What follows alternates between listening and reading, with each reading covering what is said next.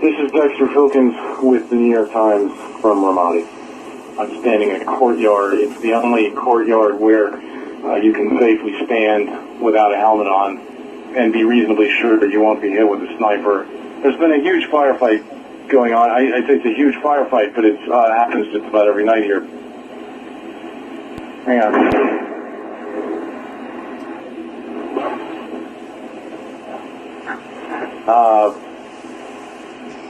Ramadi, which is the capital of Anbar Province.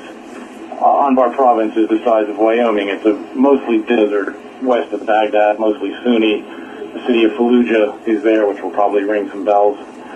It's really become the most lethal place for American soldiers.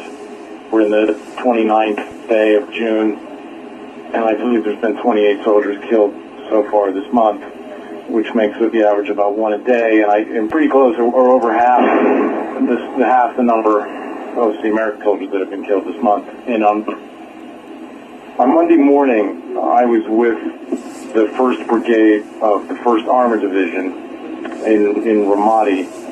That town is very heavily contested. There's neighborhoods that are controlled by the insurgents, and the Army and the Marines have been slowly encircling the city and making the ring around the city smaller and smaller. What I witnessed on Monday was a push by the 1st Armored Division. I arrived at a place at noon in the middle of Ramadi where American soldiers were setting up a command post.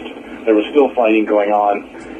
Literally the moment that I pulled up and the door on my personnel carrier came open, an artillery shell came in, a 122 millimeter mortar shell, which is pretty big, exploded, sent shrapnel everywhere.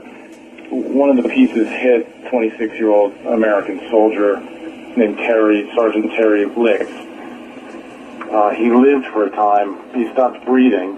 The medics got to him right away. We ran because we weren't sure that if there was more shelling coming in. We went in and took cover. The medics got him and took him immediately on a Humvee to a surgical hospital. I was standing with the brigade commander, Colonel Sean McFarland, and he was in radio contact, and as were some of the other soldiers around, and we could hear the progression of Sergeant Lisk's condition, and there was a lot of back and forth. He wasn't breathing, sir. What's his condition? What's his name? How's he doing? He's still not breathing. He's still not breathing.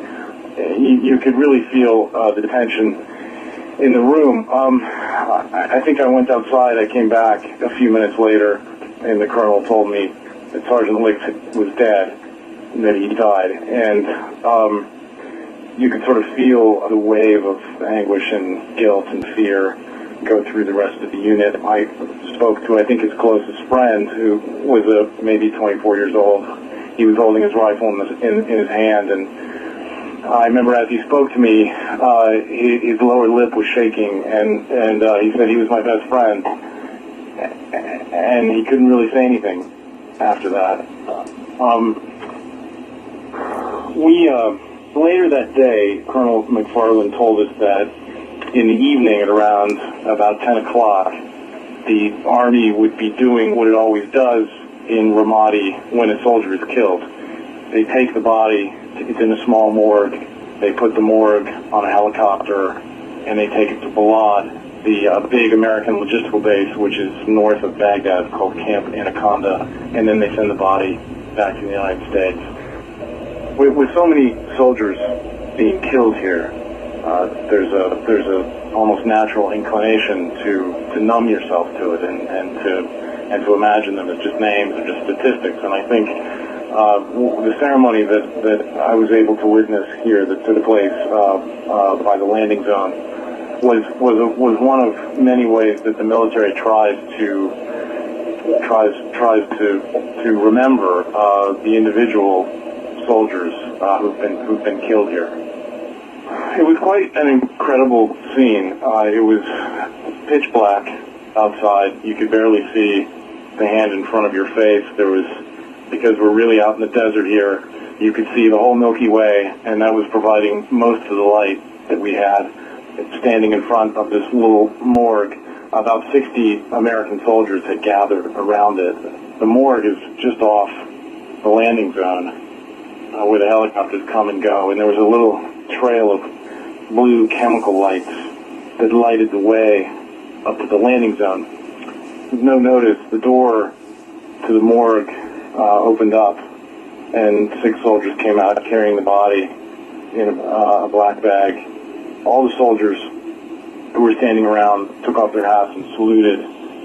There was a prayer that was said by the chaplain briefly, and then there was even a guy, I remember, a wounded soldier lying on the ground on a stretcher, and even he saluted when Sergeant Lisk's body passed by. And the soldiers loaded the body of Sergeant Lisk onto an ambulance, and then everybody fell in behind it, and they walked very slowly to the airfield. And as they did that, almost with perfect timing, a helicopter came in and had no lights on. And so in the night sky, you could just see this kind of grayish, silvery glow come in, landed at the back door, came down. The soldiers loaded the body onto the helicopter. And the helicopter, it didn't even turn its engines off. They were still going. The helicopter flew away.